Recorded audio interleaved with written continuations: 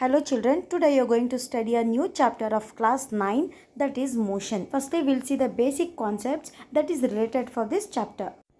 In physics there are totally two states, rest ಇದಕ್ಕೆ ನಾವು stationary ಅಂತ ಕೂಡ ಹೇಳ್ತೀವಿ. One more is motion. Let's study about rest. Rest ಅಂದರೆ ಪೊಸಿಷನ್ ಈಸ್ ಫಿಕ್ಸ್ಡ್ ಅಂದರೆ ಒಂದೇ ಜಾಗದಲ್ಲಿ ಇರುತ್ತೆ. ಒಂದು ಜಾಗದಿಂದ ಇನ್ನೊಂದು ಜಾಗಕ್ಕೆ ಅದು ಮೂವ್ ಮಾಡಲ್ಲ. For example trees, hospital, electric pole, ಆಮೇಲೆ ಹಾಸ್ಪಿಟಲ್ಸ್, ಫ್ಯಾಕ್ಟ್ರೀಸ್ ಇದೆಲ್ಲನೂ ಒಂದೇ ಜಾಗದಲ್ಲಿರುತ್ತೆ, ಇನ್ನೊಂದು ಜಾಗಕ್ಕೆ ಅದು ಮೂವ್ ಮಾಡಲ್ಲ. ಸೊ ಇದಕ್ಕೆ ನಾವು ರೆಸ್ಟ್ ಇಲ್ಲಾಂದರೆ ಸ್ಟೇಷನರಿ ಅಂತ ಹೇಳ್ತೀವಿ. Motion. An object is said to be in motion when its position changes continuously with respect to a stationary object taken as reference point. ಇಲ್ಲಿ ರೆಫರೆನ್ಸ್ ಪಾಯಿಂಟ್ ಅಂದರೆ ಏನಂತ ಫಸ್ಟು ಅರ್ಥ ಮಾಡ್ಕೊಳ್ಬೇಕು. ರೆಫರೆನ್ಸ್ ಪಾಯಿಂಟ್ ಅಂದರೆ for example ಇಲ್ಲಿ ಒಂದು tree ಇದೆ, ಇಲ್ಲಿ ಬಾಯ್ 1 ನಿಂತ್ಕೊಂಡಿದ್ದಾನೆ, ಇಲ್ಲಿ ಬಾಯ್ 2 ನಿಂತ್ಕೊಂಡಿದ್ದಾನೆ. ಬಾಯ್ 1 ಹೇಳ್ತಾನೆ ನನ್ನ ಡಿಸ್ಟೆನ್ಸು ಟ್ರೀಯಿಂದ 10 ಮೀಟರ್ಸ್ ಇದೆ ಅಂತ. ಬಾಯ್ 2 ಹೇಳ್ತಾನೆ ನನ್ನ ಡಿಸ್ಟೆನ್ಸು ಈ ಟ್ರೀಯಿಂದ 20 ಮೀಟರ್ಸು ಇದೆ ಅಂತ. Boy 1 distance from the tree 10 metres ಇದೆ.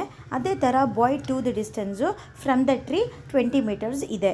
ಇವಾಗ ಈ ಟ್ರೀನೇ ನಾನು ತೆಗೆದ್ಬಿಡ್ತೀನಿ. ಇವಾಗ ಈ ಬಾಯ್ 1 ನಾನು 10 ಮೀಟರ್ ಡಿಸ್ಟೆನ್ಸಲ್ಲಿ ಇದ್ದೀನಿ ಅಂದರೆ ಸ್ಟೇಟ್ಮೆಂಟ್ ಆಗುತ್ತಾ? ಅಲ್ಲಿ ಯಾರು ಕೂಡ ಇಲ್ಲ, ಟ್ರೀನೇ ಇಲ್ಲ ಅಲ್ಲಿ.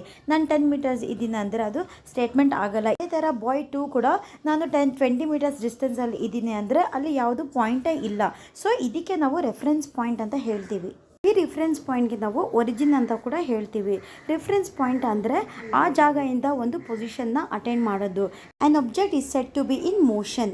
ಇಲ್ಲೊಂದು ಪಾಯಿಂಟ್ ತೊಗೊಂಡಿದ್ದೀನಿ ಎ, ಇದು ರಿಫರೆನ್ಸ್ ಪಾಯಿಂಟು. ಇಲ್ಲಿಂದ ಸೈಕಲ್ ಮೂವ್ ಆಗಿ ಬಿ ತನಕ ಹೋಗುತ್ತೆ. Its position changes continuously with respect to a stationary object taken as a reference point. Object A ಇಂದ ಬಿ ತನಕ ಮೂವ್ ಆಗಿದೆ with respect to stationary object ಅಂದರೆ ಇಲ್ಲಿ ಸ್ಟೇಷನರಿ ಆಬ್ಜೆಕ್ಟು ರೆಫರೆನ್ಸ್ ಪಾಯಿಂಟ್ ನಾವು ಎನ ತೊಗೊಂಡಿದ್ದೀವಿ.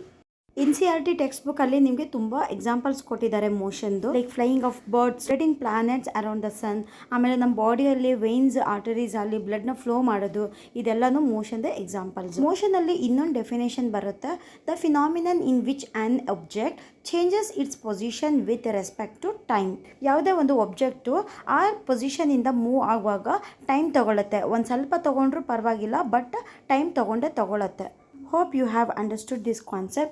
We shall discuss about physical quantities in the next video.